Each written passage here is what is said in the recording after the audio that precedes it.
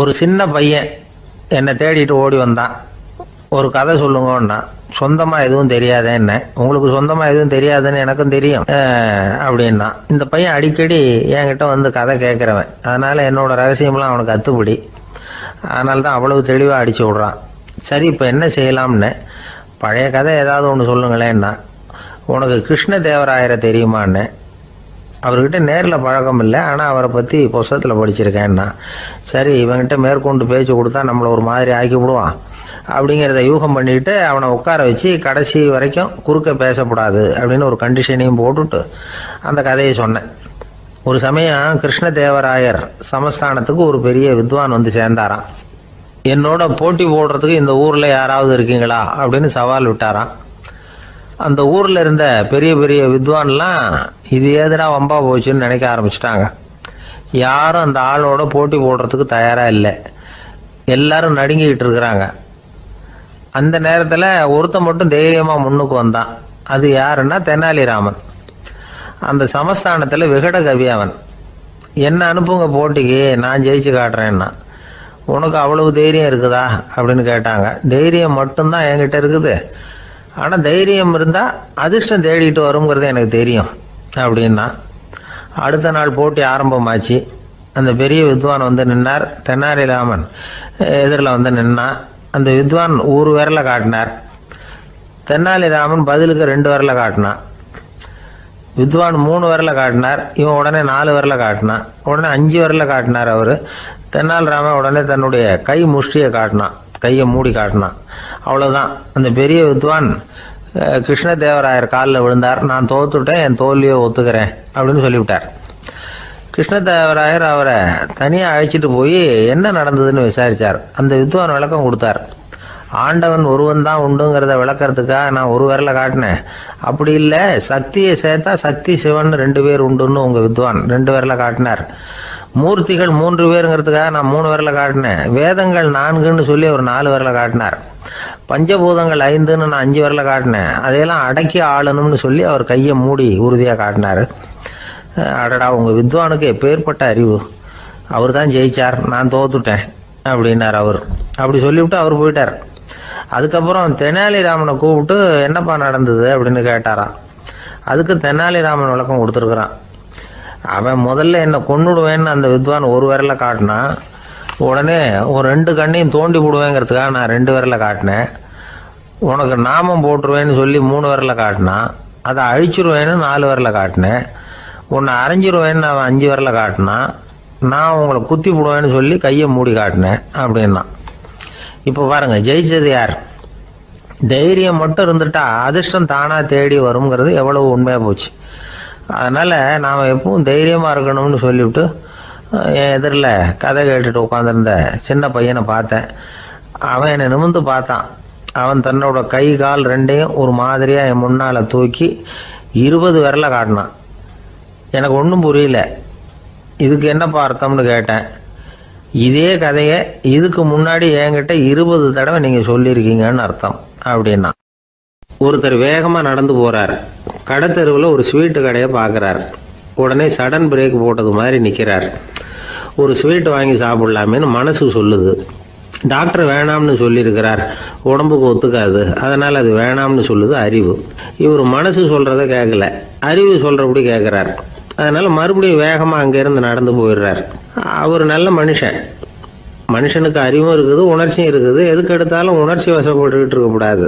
அறிவு வசத்தில் நாம் இருக்கணும். அப்போ தான் நாம் நல்லபடியாக வாழ முடியும். இல்லைன்னா அவஸ்தை தான். மகாபாரதத்தில் சந்தனுன்னு சொல்லி ஒரு அரசன் வர்றான். அவன் ஒரு சமயம் அறிவு வசப்படாமல் உணர்ச்சி வசப்படுறான். அதாவது ஒரு நாள் கங்கை கரையில் ஒரு அழகான பொண்ணை பார்க்குறான். இவனுடைய மனசு அவகிட்ட போயிடுது. அவளை வந்து கல்யாணம் பண்ணிக்கிறதுக்கு ஆசைப்படுறான். அந்த பொண்ணு சரின்னு சம்மதிக்கிறா. ஆனால் ஒரு நிபந்தனை போடுறா. அந்த நிபந்தனைக்கு சம்மதம்னு சொன்னாதான் உன்னை கல்யாணம் பண்ணிக்குவேன்னு சொல்கிறா. சரி, அவள் போட்ட நிபந்தனை என்ன தெரியுமா? இது மாதிரி, நான் உங்கள் மனசு புண்படுற மாதிரி எந்த காரியம் பண்ணாலும் நீங்கள் என்னை ஏன்னு கேட்கக்கூடாது. நான் செய்கிற காரியத்தை தடுக்கவும் கூடாது. அப்படி நீங்கள் செஞ்சால் அடுத்த கடமை நான் உங்களை பிரிஞ்சு போயிடுவேன். இதுதான் அந்த பொண்ணு போட்ட நிபந்தனை. சந்தன அரசன் இந்த நிபந்தனையை வந்து ஒத்துக்கலாமா? இதை அறிவுபூர்வமாக யோசிச்சிருந்தா இதுக்கு கட்டுப்பட்டுருக்க மாட்டான். இந்த நிபந்தனைக்கு நான் சம்மதிக்க மாட்டேன்னு தான் சொல்லியிருக்கணும். ஆனால் அவன் அந்த நேரத்தில் உணர்ச்சி வசத்தில் இருந்தான். அதனால் நீ என்ன சொன்னாலும் சரின்னு ஒத்துக்கிட்டான். அதில் கல்யாணம் பண்ணிக்கிட்டான். இதனால என்ன ஆச்சு? 7 பச்சை இளம் குழந்தைகளை பிறந்த உடனே அவள் கங்கையில் தூக்கி எறிஞ்சி கொல்லக்கூடிய கோர காட்சியை இவன் ஒன்று முன்னாடி ஒன்றா பார்க்க வேண்டியதாக போச்சு. கடைசியில் 8வது குழந்தை பிறந்ததுன்னா அவனுடைய அறிவு மேலோங்குது. அந்த கொடிய செயலை தடுத்து நிறுத்துறான். அந்த 8வது குழந்தை தான் பின்னாடி பீஷ்மர் ஆகிறார். ஒரு பக்தி பிரசங்கத்தில் ஒரு பேச்சாளர் இந்த விஷயத்தை சொல்லிவிட்டு இன்னொரு விஷயமும் சொன்னார். அது என்னன்னா, சந்துனு மன்னன் அறிவுக்கும் உணர்ச்சிக்கும் நடுவில் அகப்பட்டு தவிச்சதுனால அவன் வம்சத்தில் வந்த கௌரவர்கள் உணர்ச்சி வசப்பட்டாங்க, பாண்டவர்கள் அறிவு வசப்பட்டாங்க அப்படின்னு சொன்னார். மனுஷனுக்கு உணர்ச்சியை விட அறிவு மேலோங்கி இருக்கணுங்கிறது சரிதான். ஆனால் அந்த அறிவை எப்படி உபயோகப்படுத்துகிறோங்கிறது முக்கியம்.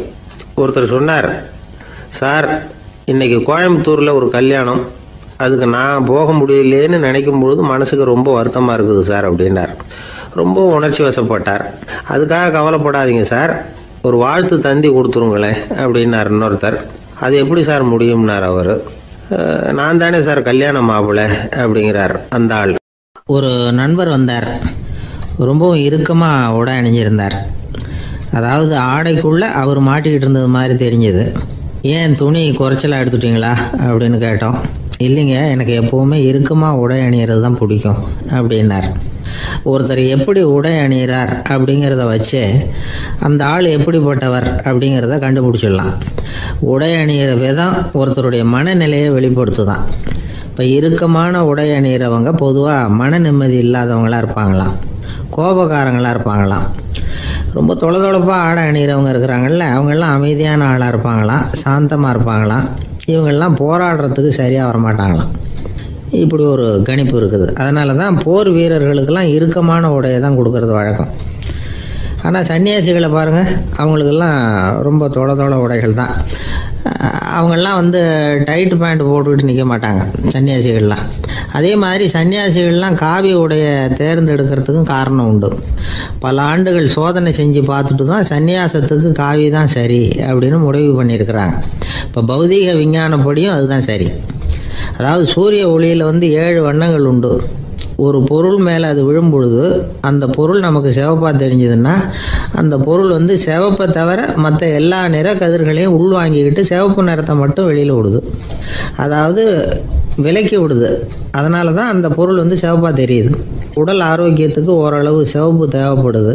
அதனால தான் காவி உடை அணிஞ்சால் சூரிய ஒளி ஓரளவு சிவப்பை விலக்கிவிடும்.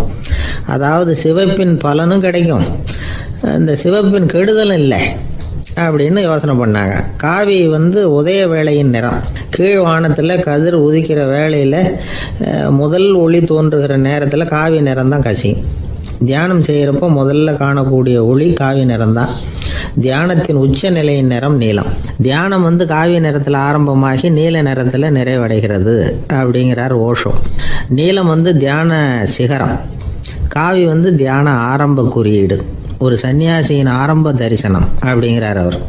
ஒருத்தர் நாள் பூரா காவி உடைய அணிஞ்சிருந்தா அந்த நிறம் அவருக்கு தியானத்தை பற்றிய நினைவை ஊட்டிக்கிட்டே இருக்கும். இப்படியே ஆடைக்கும் தியானத்துக்கும் இடையில ஒரு தொடர் ஏற்படுது. ஒரு துறவியின் உள்ளார்ந்த பண்பாக அது மாறுது. கடை வீதியில் ஒரு பொருள் வாங்க போகிறோம், அது மறந்துடக்கூடாதுங்கிறதுக்காக ஞாபகம் முடிச்சு போட்டுக்கிறோம். அந்த முடிச்சுக்கும் பொருளுக்கும் தொடர்பு இல்லை. ஆனால் கடை வீதிக்கு போன உடனே அந்த முடிச்சு அந்த பொருளை ஞாபகப்படுத்துது. அதாவது அந்த முடிச்சு ஒரு தொடர்பு அம்சமாக அமையுது. அது மாதிரி தான் காவி உடையும். ஒரு துறவி நடக்கும் பொழுது, சாப்பிடும் பொழுது, குளிக்கும் பொழுது அவருடைய காவி உடை அவருக்கு ஞாபகப்படுத்திக்கிட்டே இருக்கும். அது ஒரு நிலைப்படுத்தப்பட்ட நினைவாக ஞாபக முடிச்சாக மாறிடுது. காவி ஆடை இல்லைன்னா ஒருத்தரால் துறவியாக முடியாதுன்னு அர்த்தம் இல்லை. அதே நேரத்தில் காவி ஆடையால் ஒன்றும் பிரயோஜனம் இல்லை, அதில் ஒன்றும் அர்த்தம் இல்லை அப்படின்னு சொல்லிட முடியாது. இதுதான் உண்மை. இவ்வளவு தூரம் காவி ஆடையை பற்றி சொல்கிறதுனால எல்லாரும் சன்னியாசியாக போடுங்கோ அப்படின்னு நாம் சொல்கிறதாக யாரும் நினச்சிடக்கூடாது. மனசுக்கும் நிறத்துக்கும் உள்ள சம்பந்தத்தை தெரிஞ்சுக்கிறதுக்காக தான் இவ்வளவும். நமக்கு தெரிஞ்ச நண்பர் ஒருத்தர் இருக்கிறார், ஆஃபீஸில் வேலை பார்க்குறவர்.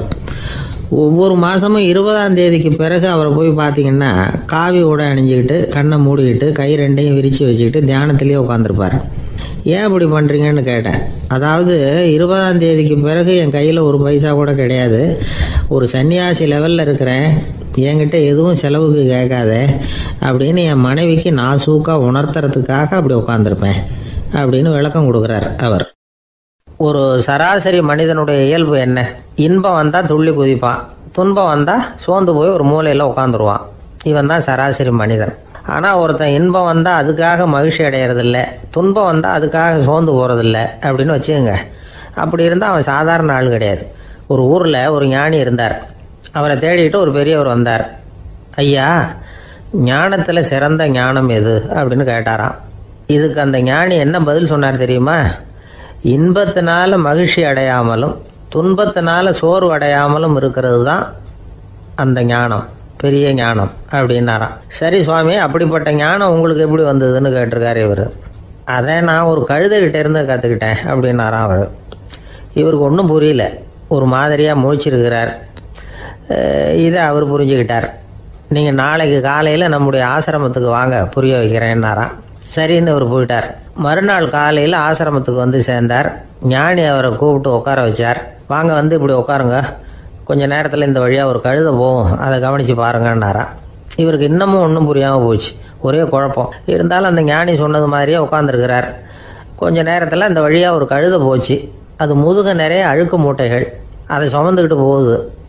ஒரு செலவு தொழிலாளி அதை ஓட்டிகிட்டு போகிறார்.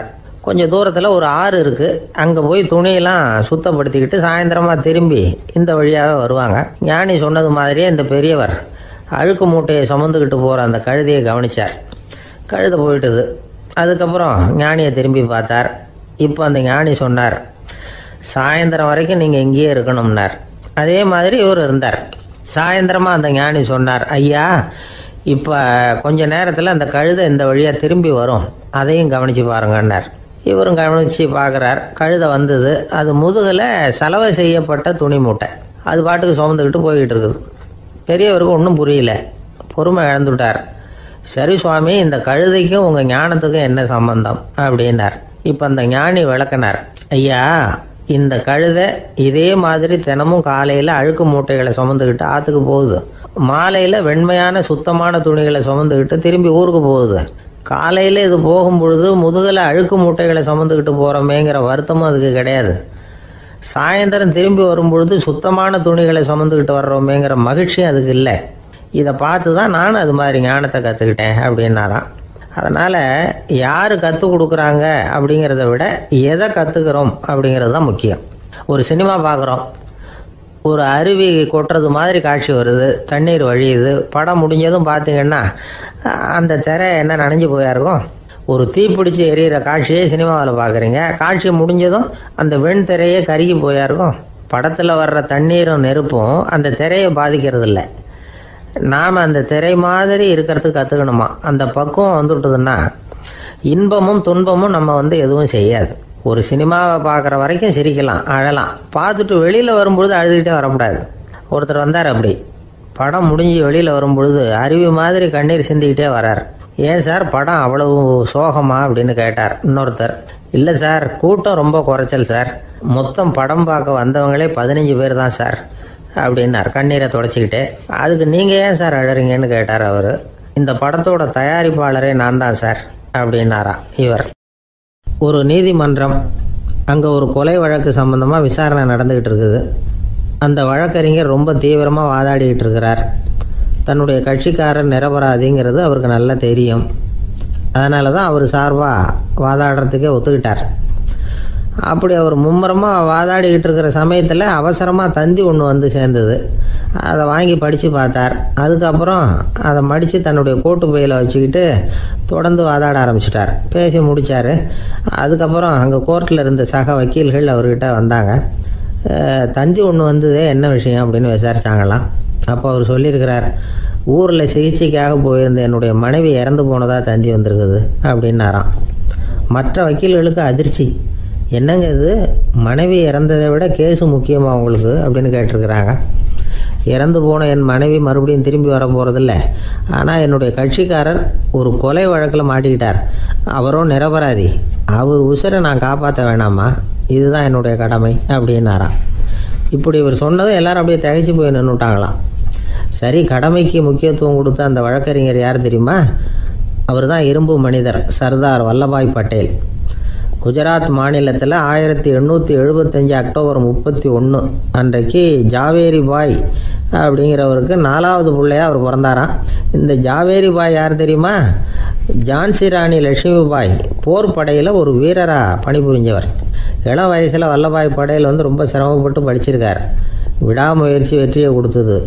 கல்லூரியிலையும் காலடி வச்சார். அதுக்கப்புறம் வக்கீல் பட்டத்தையும் வாங்கினார். பிரிட்டிஷ் ஆட்சி நடந்துக்கிட்டு இருந்த சமயம் குஜராத்தை சேர்ந்த பர்டோலி தாலுக்காவில் விவசாயிகள் மேலே அரசாங்கம் திடீர்னு நில வரியை வசதி விட்டு தான். ஏழை விவசாயிகள் ரொம்ப கஷ்டப்பட்டுருக்காங்க.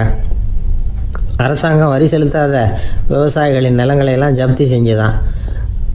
அரசாங்கத்தை எதிர்க்கிறவங்களையெல்லாம் கைது பண்ணி சிறையில் அடைச்சுட்டாங்களாம்.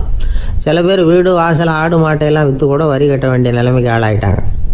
வழக்கறிஞர் வல்லபாய் பட்டேல் நில வரியை உடனே ரத்து பண்ணணும் அப்படின்னு பம்பாய் கவர்னருக்கு ஒரு கடிதம் எழுதினார்.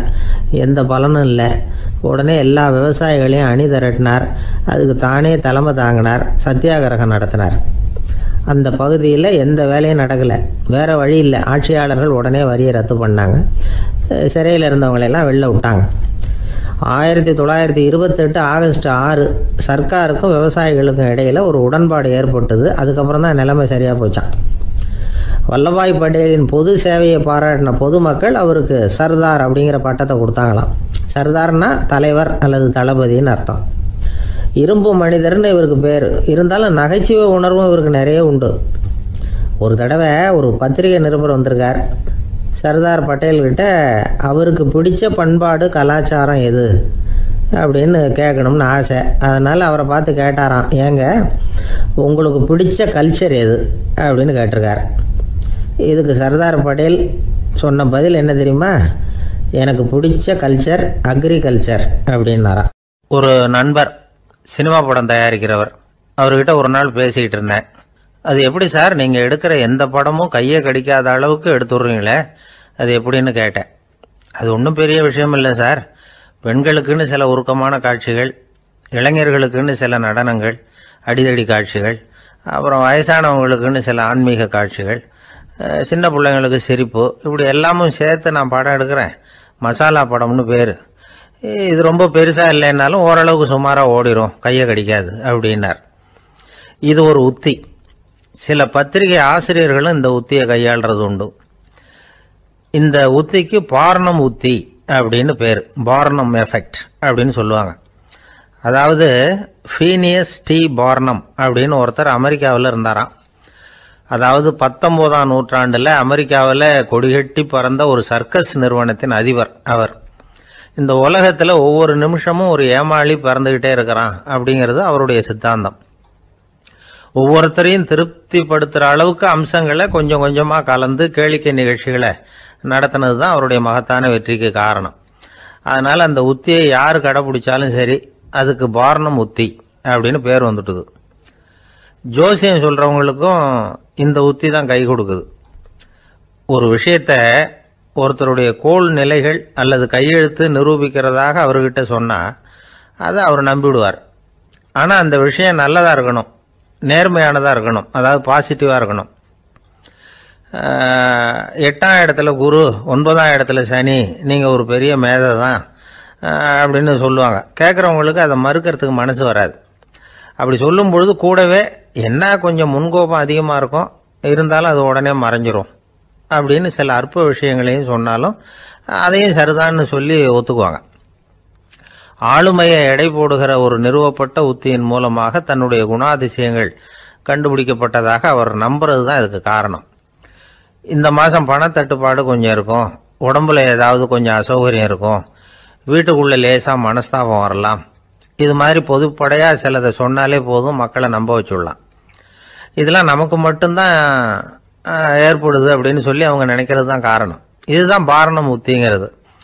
மனிதர்கள் பாராட்டுகளை விரும்புகிறதும் விமர்சனங்களை வெறுக்கிறதும் பார்னம் உத்தியின் அடுத்த கூறு. அதனால் ஒருத்தருக்கு ஜோசியம் சொன்னாலும் சரி, அவருடைய ஆளுமையை மதிப்பிடுறதாக இருந்தாலும் சரி, அவரை புகழற மாதிரி இருந்தாலும் சரி, அப்படி இருந்தால் தான் அது சரியாக இருக்கும். சாதகமான விஷயங்களை அதிகமாகவும் பாதகமான விஷயங்களை நாசூக்காகவும் சொன்னால் மக்கள் அதை நம்பிடுவாங்க. ஒருத்தரை கருமின்னு சொன்னால் ஏற்றுக்க மாட்டார். அதையே கொஞ்சம் மாற்றி நீங்கள் கொஞ்சம் சிக்கனமான ஆசாமி அப்படின்னு சொன்னால் நீங்கள் சொல்கிறது சரிதான் சார் அப்படிம்பார். நீங்கள் பெரிய செலவாளி தான், இருந்தாலும் நல்ல விஷயங்களுக்கு தான் செலவழிப்பீங்க அப்படின்னு சொல்லணும். இப்படி இந்த வாரணம் உத்தியை கடைபிடிச்சி இன்னைக்கு வெற்றிகரமாக காலம் தள்ளுறவங்க நிறைய பேர் இருக்கிறாங்க. இந்த உலகத்தில் ஒவ்வொரு நிமிஷமும் ஒரு ஏமாளி பறந்துக்கிட்டே இருக்கிறான் அப்படிங்கிறது தான் ஃபீனியஸ் பார்னம் அவர்களுடைய நம்பிக்கை. அதை விட அடுத்தவங்களை ஏமாளியாக நினைக்கிற மனுஷர்கள் தான் இன்னைக்கு உலகத்தில் ரொம்ப அதிகம். ஒருத்தர் தன்னுடைய மேலதிகாரிகிட்ட போய், ஐயா ஒரு நாள் லீவு வேணும், என் தங்கச்சிக்கு கல்யாணம் அப்படின்னார்.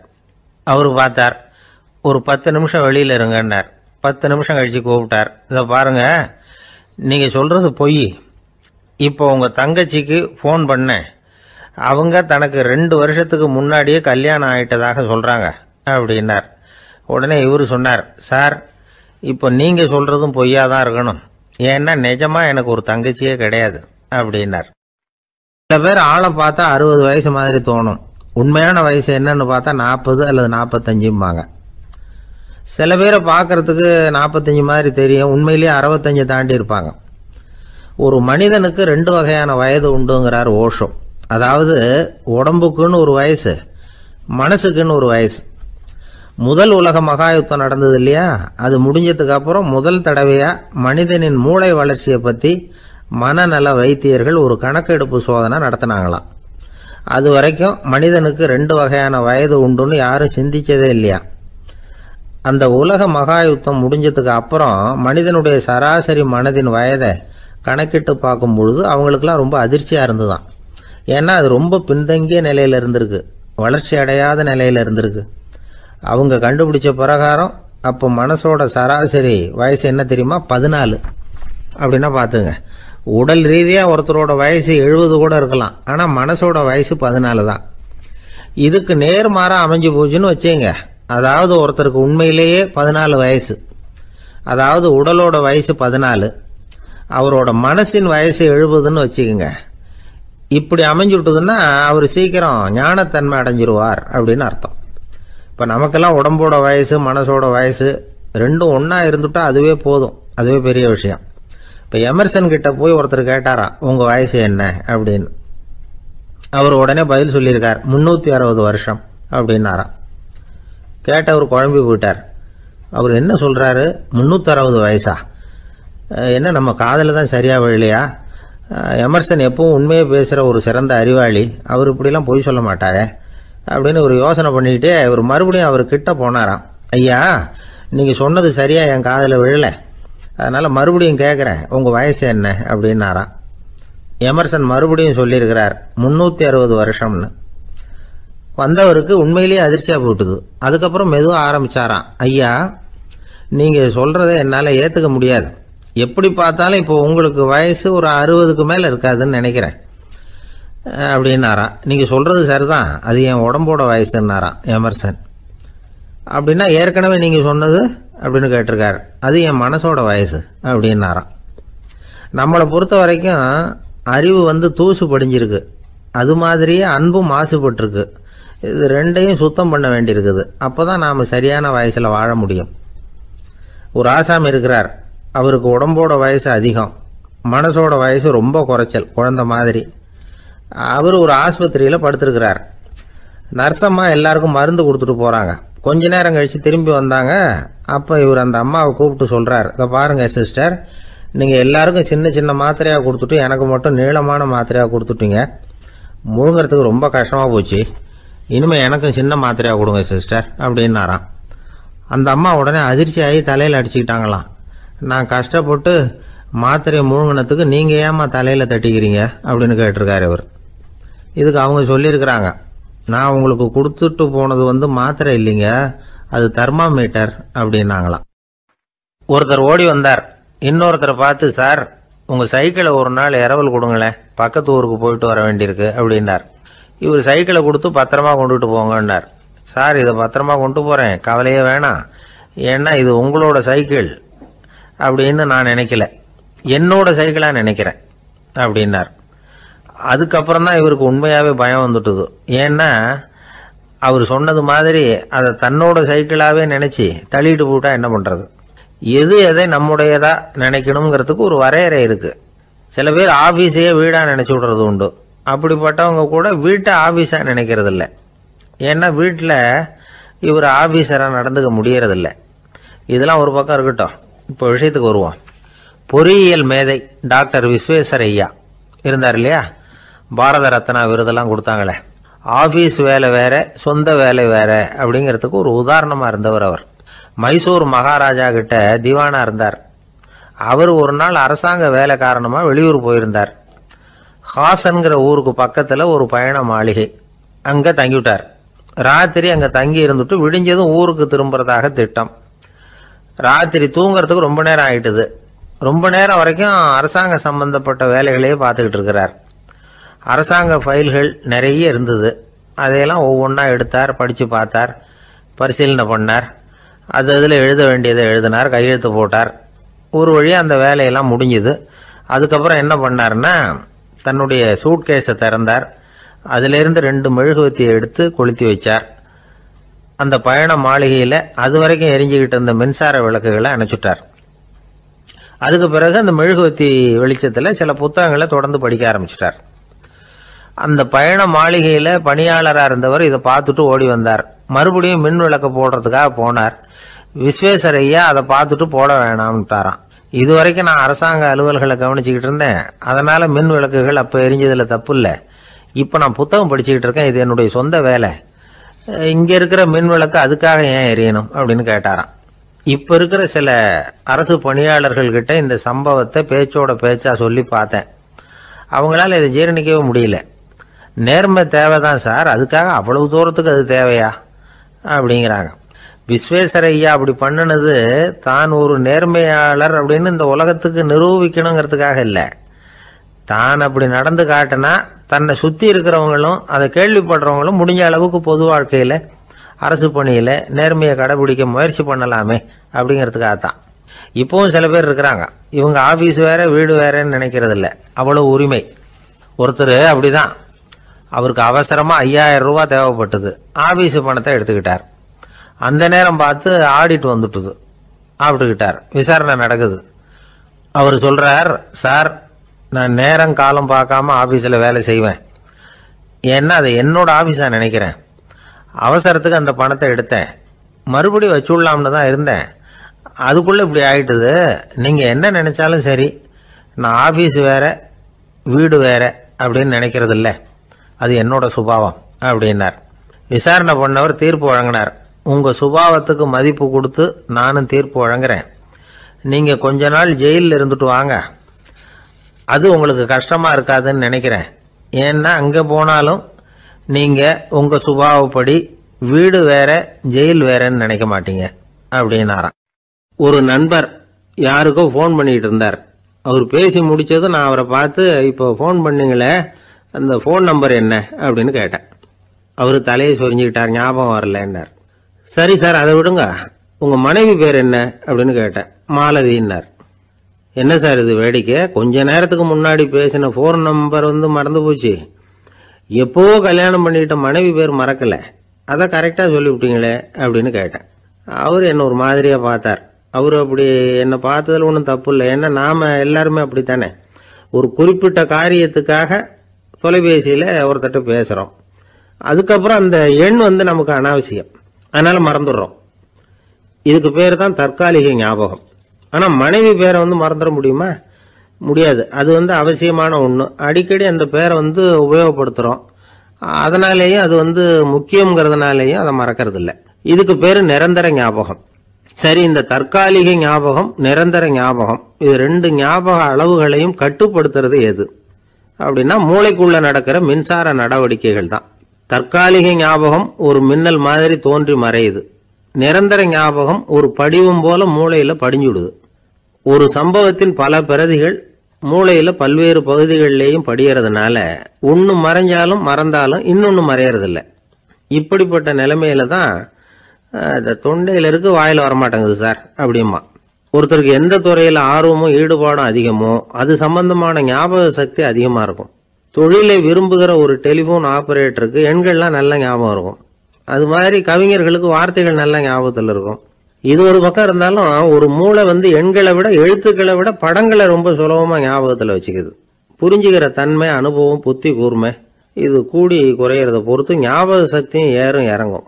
இப்போ உதாரணத்துக்கு ஒரு பையனுக்கு படித்தது எதுவும் ஞாபகத்தில் இல்லைன்னா அவன் அதை சரியா புரிஞ்சுக்கலன்னு அர்த்தம். இந்த மறதிங்கிறது எந்த சமயத்தில் ஒரு பிரச்சனை ஆகுது தெரியுமா? உங்களுக்கு வேண்டியப்பட்ட ஒருத்தரை ஞாயிற்றுக்கிழமை சாயந்தரம் சரியா 5 மணிக்கு கடற்கரைக்கு வர சொல்லிவிட்டு அந்த நேரத்தை மறந்துட்டா அது பரவாயில்ல, வர சொன்னதையே மறந்துட்டாதான் நிலைமை மோசம்னு அர்த்தம். இப்படி இருந்தா இது சிகிச்சை எடுத்துக்க வேண்டிய நிலைமைங்கிறத புரிஞ்சுக்கணும். ஆமா, இதுக்கும் மருந்து இருக்கு.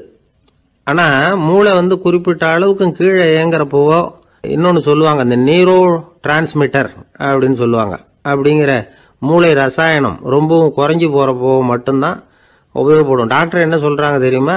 மூளையை பொறுத்த வரைக்கும் அதுல ஞாபக சக்தி அதிகமா உள்ள மூளை, மறதி உள்ள மூளை அப்படின்னு ஒன்றும் கிடையாது அப்படிங்கிறாங்க. நினைவு வச்சுக்கிறதுக்கு பயிற்சி அளிக்கப்பட்ட மூளை, பயிற்சியற்ற மூளை அப்படின்னு வேணும்னா சொல்லலாம் அப்படின்னு சொல்றாங்க. அதனால நம்ம ஞாபக சக்திங்கிறது நம்ம கிட்ட இருக்கிற பயிற்சி, முயற்சி இதை பொறுத்து தான் அமையும். ஒருத்தர் ஒரு பென்சிலை எங்கேயோ வச்சுக்கிட்டு தேடிக்கிட்டு இருந்தார். அப்புறம் என்னமோ தீவிரமா யோசனை பண்ணி அதை ஞாபகப்படுத்தி பார்த்துக்கிட்டு இருந்தாராம். எதிரில் உட்கார்ந்து இருந்தவர் சொன்னார், பென்சிலை தானே தேடிட்டு இருக்கீங்க, அது உங்க வலது காதில் இருக்குது சார் அப்படின்னாராம் அவரு. இதுக்கு அவரு சொல்லியிருக்காரு, பென்சிலை வலது காதில் தான் வச்சிருக்கேங்கிறது எனக்கு நல்லா ஞாபகம் இருக்கு, ஆனா எது வலது காதுங்கிறது தான் மறந்து போச்சு அப்படின்னாராம். அவர் அதை தான் யோசிச்சுட்டு இருந்திருக்கிறார். ஒருத்தர் ரொம்ப கவலையோட உட்கார்ந்துருந்தார். எதை பத்தி சார் கவலைப்படுறீங்கன்னு கேட்டோம். எதிர்காலத்தை பத்தி கவலைப்படுறேன்னார். ஏன்னு கேட்டோம். என்ன பண்றதுன்னே தெரியல சார், எதிர்காலம் ஒரே இருட்டா இருக்கு, பாதையே புரியலன்னார். இன்னைக்கு நம்ம இளைஞர்கள் பல பேருக்கு எதிர்காலம் இருட்டா தான் தெரியுது. அவங்கெல்லாம் இந்த கதையை கொஞ்சம் கேட்கணும். ஒரு மலை அடிவாரத்தில் ஒரு சின்ன கிராமம். அந்த மலை ரொம்ப உயரமானது. அடர்த்தியா செடி கொடிகள் மரங்கள் அதில் மண்டி கிடக்குது. பகல் வேளையில் இருட்டாக தான் இருக்கும், அவ்வளவு அடர்த்தி. அந்த மலை உச்சியில் ஒரு கோவில். முத நாள் ராத்திரியே புறப்பட்டாதான் காலையில் அந்த கோயிலுக்கு போய் சேர முடியும். கிராமத்து இளைஞன் ஒருத்தன் அந்த மலை உச்சிக்கு போக வேண்டியிருந்தது. கையில் ஒரு விளக்கை எடுத்துக்கிட்டு முத நாள் ராத்திரியே புறப்பட்டான். புறப்பட்டு போனவன் கிராமத்து எல்லையிலேயே நின்றுட்டான். ஏன் தெரியுமா? அவன் கையில் இருந்த விளக்கோட வெளிச்சம் 10 அடி தூரத்துக்கு தான் தெரியுது. அது வரைக்கும் தான் பாதை தெளிவாக இருக்குது. அதுக்கு அப்பால எல்லாம் ஒரே இருட்டாக இருக்குது, பாதை புரியல. இவன் யோசனை பண்ணி பார்த்தான்.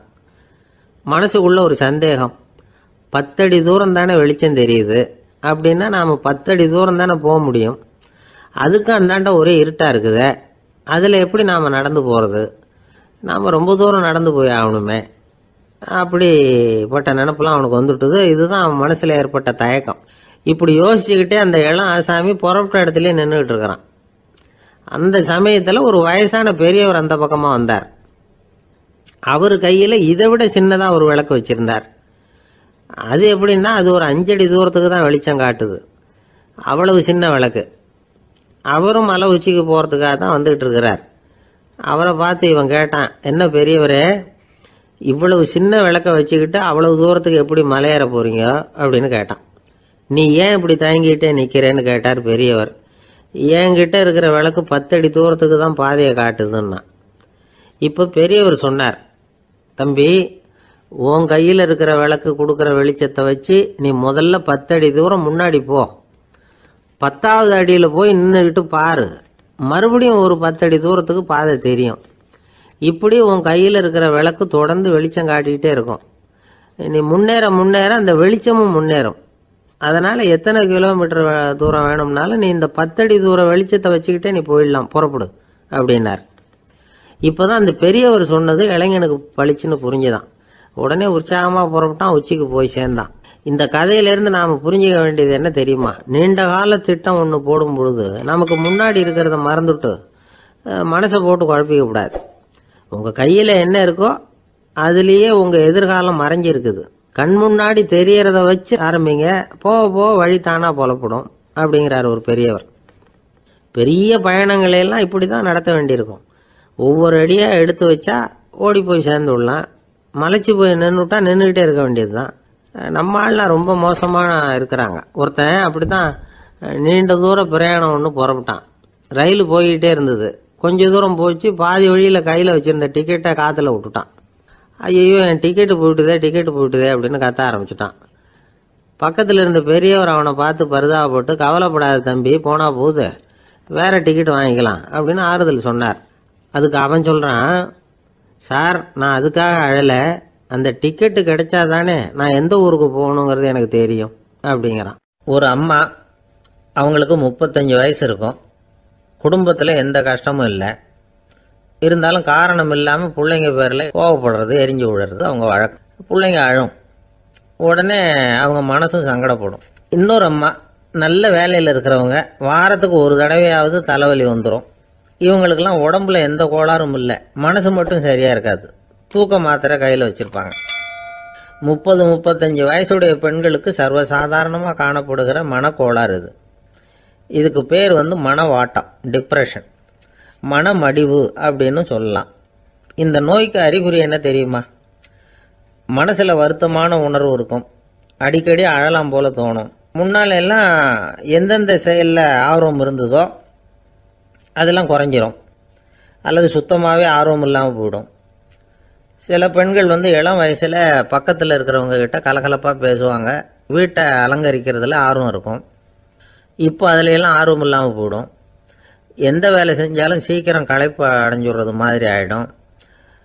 நமக்கு யாருமே உதவியாக இல்லை, நம்ம எல்லாரும் கை விட்டுட்டாங்க போல இருக்குதே அப்படிங்கிற உணர்வுலாம் உண்டாகும்.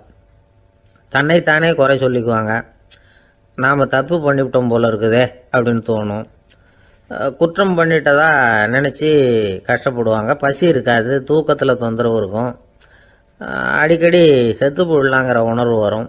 தற்கொலை பண்ணிக்கலாங்கிற எண்ணம் உண்டாகும். சில பேர் தற்கொலை முயற்சியில் கூட ஈடுபடுவாங்க. சில பேருக்கு பலவிதமான உடல் வலிகள் இருக்கும், பலவீனம் இருக்கும், சீக்கிரமாக களைப்படைஞ்சு போடுவாங்க. இதெல்லாம் மனவாட்ட நோய்க்கான தன்மைகள். இந்த மனவாட்டம், அதாவது டிப்ரெஷனை 2 வகையாக பிரிக்கலாமா. ஒன்று தானாக உண்டாக்கிக்கிறது, இன்னொன்று எதிர் விளைவை உண்டு பண்ணுகிற அல்லது நரம்பு சம்பந்தப்பட்ட டிப்ரெஷன். தானாக உண்டாக்கிக்கிற மனவாட்ட நோய் இருக்கு பாருங்க, அதுக்கு ஏதாவது சூழ்நிலை காரணமாக இருக்கலாம், அல்லது இல்லாமலும் போகலாம். மூளையில் டொப்பாமைன் அல்லது செரட்டோனின் இதோட அளவு குறையும் பொழுது இந்த டிப்ரெஷன் உண்டாகுது. இதுக்கு ஓரளவு பிறவி காரணங்கள் கூட இருக்கலாம். குடும்பத்தில் வேற சிலருக்கும் வரலாம். பாதிக்கப்பட்ட பெண்ணை பார்க்கறதுக்கு பலவீனமாக தெரியும், கடுமையான குற்ற உணர்வு இருக்கும், தனியாக இருக்கிறதுக்கு ஆசைப்படுவாங்க, நடு ராத்திரியில் எழுந்திரிச்சு உட்காந்து கஷ்டப்பட்டுக்கிட்டு இருப்பாங்க, கொடூரமான முறையில் தற்கொலை பண்ணிக்க முயற்சி பண்ணுவாங்க, தீ வச்சுக்கிறது, அமிலத்தை குடிக்கிறது, தூக்கில் தொங்குறது. இப்படி தானாக வரவழைச்சிக்கிற மனவாட்ட நோய் மறையக்கூடிய நோய். ஒரு தடவை வந்தால் 3லேருந்து 6 மாதம் வரைக்கும் நீடிக்கும். இடைப்பட்ட காலங்களில் நோயாளி இயல்பாக இருப்பார். எதிர் விளைவை உண்டு பண்ணுகிற அல்லது நரம்பு சம்பந்தப்பட்ட மனவாட்ட நோய் எப்படின்னா, கணவன் மனைவி, மாமியார் மருமகள், இப்படிப்பட்ட உறவு முறை பிரச்சனைகள், தோல்விகள், எரிச்சல்கள், ஆபீஸ் பிரச்சனை, இப்படிப்பட்ட சூழ்நிலையால் உண்டாகிறது. எல்லாத்துக்கும் மருந்து இருக்குது, மார்க்கம் இருக்குது, கவலைப்பட வேண்டியதில்லை, தைரியமாக இருக்கணும். உளவியல் மருத்துவம் இதுக்கு ரொம்ப உபயோகமாக இருக்கும். சில பெண்களை பாருங்கள், அவங்க எதுக்கும் அலட்டிக்கிறது இல்லை. ஒரு அம்மா அப்படி தான் தன்னுடைய கணவனை அழைச்சிக்கிட்டு ஒரு மனநோய் மருத்துவர்கிட்ட வந்தாங்க. டாக்டர், எங்கள் வீட்டுக்காரர் திடீர்னு ஒரு மாதிரி ஆயிட்டார், வித்தியாசமாக நடந்துகிறார். எப்படின்னா, இவர் தன்னையே ஒரு ஒட்டடை பூச்சியாக நினச்சிக்கிட்டு இருக்கிறார். அப்படி நினச்சிக்கிட்டு தன்னுடைய தலையாலேயே வீட்டில் உள்ள ஒட்டடையெல்லாம் தொடச்சிக்கிட்டு இருக்கிறார் அப்படின்னாங்க. எவ்வளவு நாளாக அப்படி இருக்குதுன்னு கேட்டார் டாக்டர். 1 வாரமாக அப்படி இருக்குது அப்படின்னாங்க அந்த அம்மா. அப்படின்னா முன்னாடியே ஏன் அழைச்சிட்டு வரல அப்படின்னு கேட்டார் டாக்டர். வீடு பூரா சுத்தமாகட்டுமேனு பார்த்துக்கிட்டு இருந்தேன் டாக்டர் அப்படின்னாங்களாம் அந்த அம்மா. ஒரு ஊரில் ஒரு ஞானி இருக்கிறார், ரொம்ப பெரிய ஞானி, ரொம்ப வயசாயிட்டுது. கடைசி காலத்தில் அவர்கிட்ட சில பேர் வந்தாங்க. உங்கள் குரு யார் அப்படின்னு கேட்டாங்க. அவர் நிமிர்ந்து பார்த்தார். எனக்கு ஆயிரக்கணக்கான குருமார்கள் உண்டு, அவங்க பேரெல்லாம் சொல்லணும்னா இந்த காலம் பத்தாது, ஆனால் முக்கியமான ஒரு 3 பேரை பற்றி மட்டும் உங்களுக்கு சொல்கிறேன் அப்படின்னாராம். அப்புறம் சொன்னார், அந்த 3 பேரில் ஒருத்தன் ஒரு திருடன். ஒரு சமயம் ஒரு பாலைவனம் வழியாக நான் போய்கிட்டு இருந்தேன். அப்போது வழி தவறி போய் ஒரு கிராமத்துக்கு போயிட்டேன். அது இருட்டு நேரம், நடு ராத்திரி, ஊரே உறங்கி போச்சு. அந்த நேரத்தில் ஒரு ஆள் மட்டும் ஒரு வீட்டு சுவத்தில் ஏதோ பண்ணி உள்ளே நுழையிறதுக்கு முயற்சி பண்ணிகிட்டு இருக்கிறான். அவங்கிட்ட போய் நான் இன்னைக்கு இங்கே எங்கே தங்க முடியும் அப்படின்னு கேட்டேன். அதுக்கு அவன், இந்த ராத்திரி வேளையில் அது ரொம்ப சிரமம், ஒரு திருடனோட உங்களால் தங்க முடியும்னா நீங்கள் என்னோட தங்கலாம் அப்படின்னா. நான் அவங்க கூட 1 மாதம் தங்கியிருந்தேன். ஒவ்வொரு நாள் ராத்திரியும் இப்போ நான் என்னுடைய வேலைக்கு போகிறேன், நீங்கள் ஓய்வு எடுத்துக்கோங்க அப்படின்னு சொல்லிவிட்டு போவான். அவன் திரும்பி வந்த உடனே உனக்கு ஏதாவது கிடைச்சிதான்னு நான் கேட்பேன். அதுக்கு அவன், இன்னைக்கு ராத்திரி ஒன்றும் இல்லை, நாளைக்கு மறுபடியும் முயற்சி பண்ணுவேன் அப்படின்பா. எப்பவும் அவன் நம்பிக்கை இழந்ததே கிடையாது, எப்பவும் சந்தோஷமாகவே இருப்பான். நானும் ரொம்ப காலமாக தியானம் பண்ணிக்கிட்டே இருந்தேன், ஒன்றுமே நடக்கலை. ஆனால் நான் என்ன பண்ணேன் தெரியுமா, மனசு வருத்தப்படும், நம்பிக்கை இழந்துருவேன். அப்போல்லாம் அந்த திருடனுடைய விடாமுயற்சி தான் ஞாபகத்துக்கு வரும். அதனால் அந்த திருடன் எனக்கு ஒரு குரு. என்னுடைய 2வது குரு யாருன்னா அது ஒரு நாய். இது எப்படின்னா, ஒரு சமயம் எனக்கு ரொம்ப தாகமாக இருந்தது. ஒரு நதியை நோக்கி போய்கிட்டு இருந்தேன். அப்போ ஒரு நாயும் வந்தது. அதுக்கும் தாகம். ஓடி வந்து ஆற்றை பார்த்தது. அதோட நிழல் வந்து ஆற்றுல தெரிஞ்சுது. அதை பார்த்ததும் பயந்துட்டுது. அதாவது அது தன்னுடைய சொந்த உருவத்தையே கண்டு பயந்தது. அதை பார்த்து குறைக்குது, திரும்பி ஓடிச்சு. ஆனால் அதுக்கு தாகம் அதிகமாக இருந்ததுனால அது மறுபடியும் திரும்பி வந்தது. பார்த்தா மறுபடியும் தண்ணியில் நாயோட உருவம் தெரியுது. இப்படி சில தடவை பண்ணிச்சு. இருந்தாலும் கடைசியில் தண்ணியில் குதிச்சுட்டுது துணிஞ்சி. இப்படி குதித்த உடனே அதோட உருவமும் மறைஞ்சுட்டுது. இதை பார்த்தேன். நான் என்ன புரிஞ்சுக்கிட்டேன்னா, எவ்வளவுதான் பயம் இருந்தால் கூட ஒருத்தன் தைரியமாக காரியத்தில் இறங்கணும் அப்படிங்கிறத புரிஞ்சுக்கிட்டேன். இந்த போதனை அந்த நாய்கிட்ட இருந்து எனக்கு கிடைச்சிது. இது ஒன்று. அடுத்தது என்னுடைய 3வது குரு யாருன்னா அது ஒரு சின்ன குழந்தை. நான் ஒரு சமயம் ஒரு நகரத்துக்கு போனேன். அங்கே ஒரு குழந்தை எரிகிற மெழுகுவத்தி ஒன்று எடுத்துக்கிட்டு வந்தது. நான் அந்த குழந்தைய பார்த்து வேடிக்கையாக கேட்டேன், ஏன் பாப்பா இந்த மெழுகுவத்தியை நீயாவே கொளுத்துனியா அப்படின்னு கேட்டேன். ஆமான்னுது அந்த குழந்தை. சரி, இந்த மெழுகுவத்தி முன்னாடி எரியாமல் இருந்தது, இப்போ எரியுது. இந்த மெழுகுவத்திக்கு வெளிச்சம் எங்கேருந்து வந்தது, அதை எனக்கு காட்ட முடியுமா அப்படின்னு கேட்டேன் அந்த குழந்தைகிட்ட. இதுக்கு அந்த குழந்தை சிரிச்சுக்கிட்டு அந்த மெழுகுவத்தியை ஊதி அணைச்சுட்டுது. அதுக்கப்புறம் என்னை பார்த்து கேட்டுது, இப்போ இந்த மெழுகுவத்தியின் வெளிச்சம் போனதை பார்த்தீங்க இல்லையா, அது எங்கே போச்சுன்னு எனக்கு சொல்லுங்க அப்படின்னுது. அந்த குழந்தை இப்படி கேட்டதும் என்கிட்ட இருந்த ஆணவம் அழிஞ்சுட்டுது. நான் படித்ததெல்லாம் அந்த வினாடியில் சுக்கு நூறாக போயிட்டுது. என்னுடைய முட்டாள்தனத்தை நான் உணர்ந்தேன் அப்படின்னு இவ்வளவும் அந்த ஞானி விவரமாக சொன்னாராம். அதனால் நாம் இன்னார்கிட்டே இருந்து தான் இதை கற்றுக்கணுங்கிறது இல்லை, யாருக்கிட்டே இருந்தும் எதையும் கற்றுக்கலாம். நம்மால் ஒருத்தன் ஒரு நாய் வளர்த்துக்கிட்டு இருந்தான். அந்த நாய்க்கு வால் கிடையாது. யாரோ ஏற்கனவே வெட்டி எடுத்துட்டாங்க. இந்த நாய் தான் சார் எனக்கு குரு, அதுகிட்டே இருந்து கூட நான் பாடம் கற்றுக்கிட்டு இருக்கிறேன் அப்படின்னா. அப்படி என்ன கற்றுக்கிட்டேன் இந்த வால் இல்லாத நாய்கிட்டே இருந்து அப்படின்னு கேட்டோம். நாம் யாருக்கிட்டையும் வாலாட்டக்கூடாது அப்படிங்கிற பாடத்தை அதுகிட்டே இருந்து தான் நான் கற்றுக்கிட்டேன் அப்படின்னா. இந்த உலகத்தில் எவ்வளவோ உயிரினங்கள் இருக்குது, ஒவ்வொன்றும் ஒவ்வொரு விதமாக சண்டை போடுது.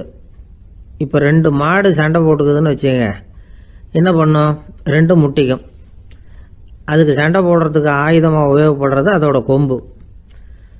2 சேவல் சண்டை போட்டுக்குதுன்னு வச்சுங்க, அதுக்கு ஆயுதமாக உபயோகப்படுறது அதோட கால் நகம். காலால் தான் அது ஒன்றோட ஒன்று சண்டை போட்டுக்கும். ஆனால் 2 மனுஷன் சண்டை போட்டுக்கிறான்னு வச்சுங்க, இவன் இன்னதை தான் ஆயுதமாக உபயோகப்படுத்துவான்னு குறிப்பிட்டு சொல்ல முடியாது. கல்லை எடுப்பான், கத்தி எடுப்பான், துப்பாக்கி எடுப்பான், என்ன வேணாலும் பண்ணுவான். வாயால் திட்டுவான், கையால் அடிப்பான், காலால் உதைப்பான், சகலகலா வல்லவன்.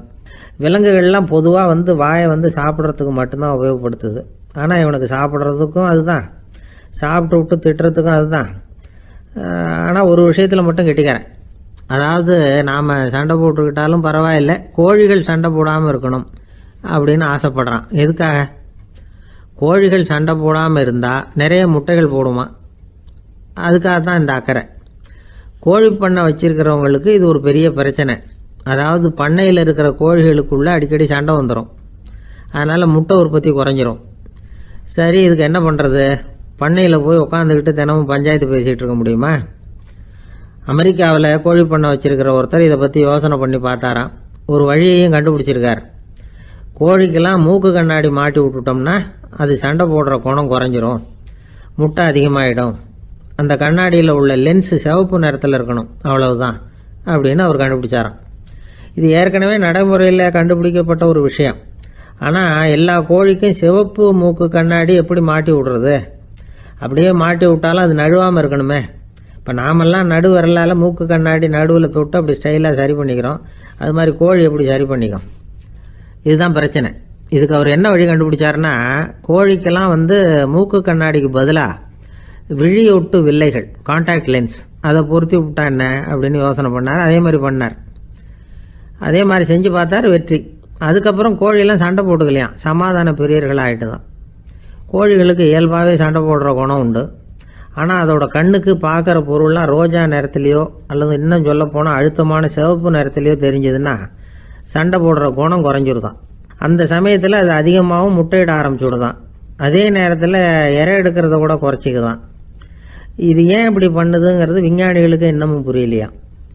எப்படியோ அமெரிக்க கோழிகள்லாம் கான்டாக்ட் லென்ஸ் பொருத்திக்க ஆரம்பித்தாச்சு. கோழி கழுத்தை பிடிச்சிக்கிட்டு ஒரு சில வினாடிகளில் அதை பொருத்தி விட்றாங்களாம். கோழியோட ஆயுள் பூரா அது அப்படியே இருக்குமா. பண்ணையில் முட்டை உற்பத்தி குறைஞ்சா இது மாதிரி விஞ்ஞானபூர்வமாக பரிகாரம் தேடுறது தான் நல்லது.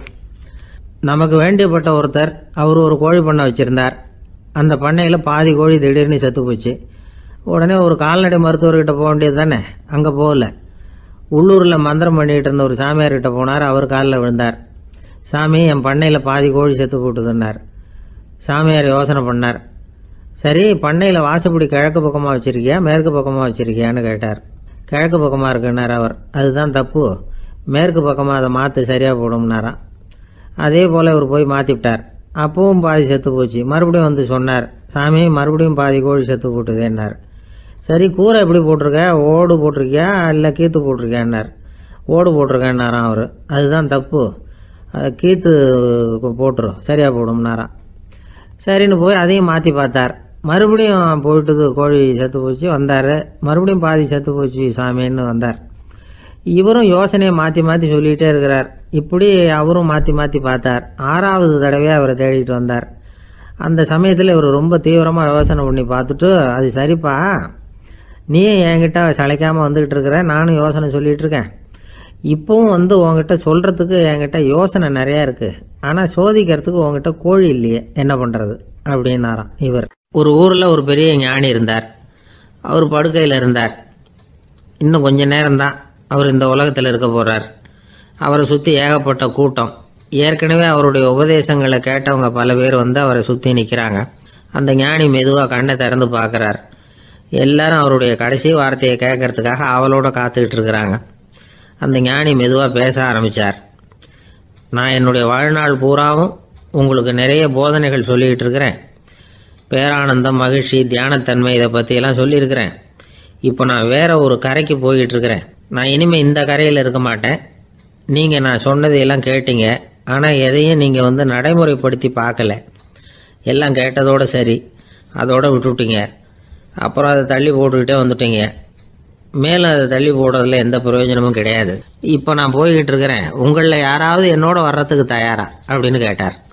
அவ்வளவுதான். யாரும் வாயை திறக்கல. ஒரே மௌனம், சத்தமே இல்லை. ஒருத்தர் பார்த்துக்கிட்டே நிற்கிறாங்க. அந்த கூட்டத்தில் ஒரு ஆள் அந்த ஞானி கூடவே 40 வருஷத்துக்கு மேலே இருந்திருக்கிறான். அவனும் வாயை திறக்காமல் இன்னொருத்தன் முகத்தை பார்த்துக்கிட்டே நிற்கிறான். இந்த சமயத்தில் பின்னாடி நின்றுக்கிட்டு இருந்த ஒருத்தன் கையை தூக்கினான். ஞானி அவனை பார்த்தார். சரி, ஒருத்தனுக்காவது நம்மோட வர்றதுக்கு தைரியம் இருக்குது அப்படின்னு நினச்சார். ஆனால் அந்த ஆள் என்ன சொன்னான் தெரியுமா? ஐயா, நீங்கள் கேட்குறப்போ நான் உடனே எழுந்திருக்கல, கையை மட்டும்தான் தூக்கினேன். என்ன காரணம்னா, நான் எப்படி அடுத்த கரைக்கு சேர்றதுங்கிறது தெரிஞ்சுக்கிறதுக்காகத்தான். அந்த விவரத்தை மட்டும் இப்போ உங்ககிட்ட இருந்து நான் தெரிஞ்சுக்க ஆசைப்படுறேன். ஏன்னா இப்போ நான் உங்கள் கூட வர்றதுக்கு தயாராக இல்லை. எவ்வளவோ காரியங்களை நான் இன்னும் இங்கே முடிக்க வேண்டியிருக்குது. வீட்டுக்கு ஒரு விருந்தினர் வந்திருக்கிறார். என்னுடைய இளைய மகனுக்கு கல்யாணம் பண்ணி வைக்கணும். அதனால் இன்றைக்கி உங்கள் கூட வர முடியாது. அது மட்டும் இல்லை, இப்போ உங்கள் கூட அடுத்த கரைக்கு வந்தால் திரும்பி வர முடியாதுன்னு வேறு சொல்கிறீங்க. அதனால் இப்போ நான் வரல. இன்னொரு நாள் நிச்சயமாக நான் வர்றேங்க, உங்களை சந்திக்கிறேன். அதனால் இப்போ நீங்கள் இன்னொரு தடவை எங்களுக்கு விளக்கமாக சொல்லணும். ஏற்கனவே பல தடவை சொல்லியிருக்கிறீங்க. தயவு பண்ணி இப்போ ஒரு தடவை சொன்னீங்கன்னா சௌகரியமாக இருக்கும். அந்த அடுத்த கரையை அடையிறது எப்படி, இப்போ ஒரு தடவை அதை விளக்கமாக சொல்லிட்டீங்கன்னா நல்லா ஞாபகப்படுத்திக்குவேன். அது சரியான சமயம் வர்றப்போ இது எனக்கு உதவியாக இருக்கும் அப்படின்னு நானா. ஆனால் உண்மை என்ன தெரியுமா, அந்த சரியான சமயம் வரவே இல்லை அப்படிங்கிறது தான் உண்மை. இப்படி அந்த கதை முடியும். இந்த கதை அந்த ஒரு ஆளுக்கு மட்டும் இல்லை, கிட்டத்தட்ட எல்லாருக்குமே அது பொருந்தும் அப்படிங்கிறாங்க விவரம் தெரிஞ்சவங்க. எல்லாருமே அந்த சரியான தருணத்துக்காக தான் காத்துக்கிட்டு இருக்கிறாங்களாம். அதுக்காக ஜோசியம் பார்க்குறாங்க, கைரேகை பார்க்குறாங்க, நாளைக்கு என்ன நடக்குங்கிற ஆவலில் எல்லாரும் காத்துக்கிட்டு இருக்கிறாங்க. ஆனால் அந்த ஒரு நாள் ஒருபோதும் வரப்போகிறதில்ல. நீங்கள் தள்ளி போடுறதுக்காக பல அர்த்தமில்லாத காரணங்களை தேடுறீங்க அப்படிங்கிறார் ஒரு ஞானி. காத்திருக்கிறதுலேயே நம்ம காலம் ஓடி போயிடுது. ஏன்னா இன்னைக்கு நாம் சிந்திக்கிறது நாளைக்கு நாம் சிந்திக்கிறது இல்லை. ஒவ்வொரு நாளும் ஒவ்வொரு மாதிரி போயிடுது. நாளைக்கு மறுநாளை பற்றியே சிந்திக்கிறோம். இப்படியே அது பாட்டுக்கு போயிடும். கரையை தொட்டு பார்க்குறது எப்போ, இதுதான் கேள்வி. நமக்கு வேண்டியப்பட்ட ஒருத்தர் ஒரு ரயில்வே பிளாட்ஃபாரத்தில் நின்றுட்டு இருக்கிறார். அங்கே இருக்கிறவங்க கிட்ட கேட்குறாராம், விசாரிக்கிறார், ஏங்க கிழக்க போகிற ரயில் போயிட்டுதுங்களான்னாராம். போயிட்டுதுன்னு இருக்கிறாங்க. கொஞ்ச நேரம் கழிச்சு ஏங்க மேற்க போகிற ரயில் போயிட்டுதுங்களான்னு கேட்டிருக்காரு. போயிட்டுதுங்களான் இருக்காங்க. அப்புறம் கொஞ்ச நேரம் கழிச்சு மறுபடியும் ஏங்க 10:30 மணி வண்டி போயிட்டுதான்னு கேட்டிருக்காரு. தொடர்ந்து காலையிலேருந்து சாயந்தரம் வரைக்கும் இப்படி ஒரே இடத்துல நின்றுட்டு கேட்டுக்கிட்டே இருக்கிறார். இதை பார்த்துக்கிட்டு இருந்த ஒருத்தர் அவர்கிட்ட ஏங்க நீங்கள் எங்கே போகணும் அப்படின்னு கேட்டாராம். இவர் மெதுவாக சொன்னாராம், இந்த ரயில்வே லைனை தாண்டி அந்த பக்கம் போகணும் அப்படின்னாராம். ஆஃபீஸில் வேலை பார்க்குற ஒருத்தர் வந்தார். பேசாமல் ஒரு 10 நாள் லீவ் போட்டுடலாமா பார்க்குறேன் அப்படின்னார். ஏன்னு கேட்டோம். என்னுடைய மேலதிகாரி ஒரு முசுடு சார், அவர்கிட்ட வேலை பார்க்குறது ரொம்ப கஷ்டமாக இருக்குது அப்படின்னார். ஆஃபீஸில் வேலை பார்க்குறவங்கெல்லாம் ஒரு விஷயத்தை நல்லா ஞாபகத்தில் வச்சுக்கணும். மேலதிகாரிங்கிறவர் ஒரு பெரிய மகான் இல்லை, அவரும் ஒரு மானிட பிறவி தான். சராசரி மனுஷனுக்குள்ள பலம் பலவீனம் ரெண்டும் அவருக்கும் உண்டு. அதனால் அவரை கொஞ்சம் அனுசரித்து போகிறதுக்கு பழகிறது தான் நல்லது. மேலதிகாரிகளில் பல வகை உண்டு. அதில் முக்கியமாக 3 வகை. அதில் ஒரு வகை எப்படி தெரியுமா, உங்களை ஒரு வேலை செய்கிற மெஷினாக மட்டுமே நினைக்கக்கூடிய வகை. இவங்கள்லாம் எப்படின்னா, எங்கேயாவது வெளியூர் போயிருந்தா கூட அங்கேருந்து ஃபோன் பண்ணுவாங்க, அந்த வேலை என்னாச்சு, இந்த வேலை என்னாச்சு அப்படின்னு. இவங்களுக்கெல்லாம் உங்கள் நலனை பற்றியோ உங்கள் குடும்பத்தை பற்றியோ அக்கறை இருக்காது. நீங்கள் சொல்கிற யோசனை எதுவும் இவங்ககிட்ட எடுபடாது. கொடுத்த வேலையை பாரு, நீ எனக்கு புத்தி சொல்ல வேணாம் அப்படிம்பாங்க. இவங்களை அனுசரித்து போகிறதுக்கு ஒரே வழி, இவங்க எதை சொன்னாலும் சரின்னு சொல்லிவிட்டு வேலையை கவனிக்க வேண்டியது தான். இவங்ககிட்ட வேற எந்த கேள்வியும் கேட்டுக்கிட்டு இருக்கக்கூடாது. ஆமாம் சாமி போடுறது கௌரவ குறைச்சல் இல்லை, அது ஒரு அலுவலக சௌகரியம், அவ்வளவுதான். இன்னொரு வகையான மேலதிகாரிகள் எப்படி தெரியுமா, இவங்கெல்லாம் ஆஃபீஸ் வேலையை பற்றி அதிகமாக கவலைப்பட்டுக்கிட்டு இருக்க மாட்டாங்க. தங்களுடைய சொந்த இமேஜ் பாதிக்கப்படக்கூடாதுங்கிறதுலையே கவனமாக இருப்பாங்க. இவங்கெல்லாம் அடிக்கடி உங்கள் நலனை விசாரிப்பாங்க. அதே மாதிரி நீங்களும் அவரை விசாரிக்கணும்னு எதிர்பார்ப்பாங்க. இந்த ரக அதிகாரிகளுக்கெல்லாம் புது வருட வாழ்த்து அனுப்பலாம், பிறந்தநாள் வாழ்த்து அனுப்பலாம். அவருக்கு எங்கேயாவது ஒரு பாராட்டு விழா நடந்தால் முதல் வரிசையில் போய் உட்காந்து உங்கள் முகத்தை காட்டலாம். ஆஃபீஸ் வேலையை மட்டுமே பார்க்குற பணியாளர்கள் இது மாதிரி அதிகாரிகள்கிட்ட நல்ல பேர் வாங்க முடியாது. இன்னொரு வகையான மேலதிகாரிகள் உண்டு. அவங்க எப்படின்னா, ஆஃபீஸ் வேலையை பற்றியும் கவலைப்பட மாட்டாங்க, தனக்கு கீழே வேலை பார்க்குறவங்கள பற்றியும் கவலைப்பட மாட்டாங்க. எக்காரணம் கொண்டும் தன்னுடைய பொசிஷனுக்கு ஆபத்து வந்துடக்கூடாதுன்னே நினைக்கக்கூடியவங்க இவங்க. இவங்களால கடுமையான வேலை செய்யவும் முடியாது, தீர்மானிக்கவும் முடியாது. எந்த முடிவையும் எடுக்காமல் அப்படியே தள்ளி போட்டுக்கிட்டே போடுவாங்க எல்லாத்தையும். இதனால் என்ன ஆகும்னா, இவருக்கு கீழே வேலை பார்க்குற உங்களுக்கு பொறுப்பு அதிகமாகிடும். இவங்ககிட்ட போய் பிரச்சனையை மட்டும் சொல்லி பிரயோஜனம் இல்லை, அதுக்கான முடிவுகளை நீங்களே சொல்லணும். அப்போ தான் இது மாதிரி அதிகாரிகள்கிட்ட நல்ல பேர் வாங்கலாம். அட்லீஸ்ட் கெட்ட பேர் வாங்காமலாவது காலம் தள்ளலாம். ஆஃபீஸில் வேலை பார்க்குறவங்க முக்கியமாக சில விஷயங்களை ஞாபகத்தில் வச்சுக்கணும். ஆஃபீஸில் நடக்கிற நல்லது கெட்டது எதுவாக இருந்தாலும் உடனடியாக மேலதிகாரிகிட்ட தெரிவிக்கிறது நல்லது. 3வது மனிதர் மூலமாக அதை அவர் தெரிஞ்சுக்கிறது அவ்வளவு நல்லதில்லை. எந்த மேலதிகாரியுமே தான் இந்த சர்பாஸ் செய்யப்படுறத விரும்புறதில்லை. அதனால் அவருக்கு தெரியாமல் மேலிடத்துக்கு மணி எழுதி போடக்கூடாது. அப்படி எழுதி போடுறவங்க சில பேர் இருக்கிறாங்க. நீங்களும் உங்கள் மேலதிகாரியும் தொழில் ரீதியாக ஒரே படிப்பு படித்தவராக இருக்கலாம். அப்படி இருந்ததுன்னா அட்ஜஸ்ட் பண்ணி போகிறது கொஞ்சம் கஷ்டம்தான். இதை மனசில் வச்சுக்கிட்டு நடந்துக்கணும். உங்களுக்கும் அவருக்கும் அபிப்பிராய பேதமா, அது அவருக்கும் உங்களுக்கும் உள்ள தனிப்பட்ட பிரச்சனை. அதை விளம்பரப்படுத்திக்கிட்டு இருக்கக்கூடாது, அது அவருடைய கோபத்தை கிளறும். உங்கள் மேலதிகாரி உங்கள் கூட படித்தவராக இருக்கலாம், அதுக்காக அவரை எல்லாருக்கும் முன்னாடி அடைய கிச்சாமி எப்படா இருக்க அப்படின்லாம் கேட்டுக்கிட்டு இருக்கக்கூடாது. பொதுவாக யாரும் அதை விரும்புறதில்லை. இவ்வளவையும் உங்கள் மனசில் வச்சுக்கிட்டு கொஞ்சம் சாமர்த்தியமாக நடந்துக்கிட்டீங்கன்னா ஆஃபீஸ் உங்களுக்கு அவஸ்தையாக இருக்காது, ஆனந்தமாக இருக்கும். ஒரு மேலதிகாரி தன்கிட்ட வேலை பார்க்குற ஒருத்தரை பற்றி ரொம்ப பெருமையாக சொன்னாராம். எங்கள் ஆஃபீஸில் எவ்வளவோ பேர் வேலை பார்க்குறாங்க, எல்லாரும் தினமும் ஏதாவது பிரச்சனைகளை சொல்லிகிட்டு இருப்பாங்க.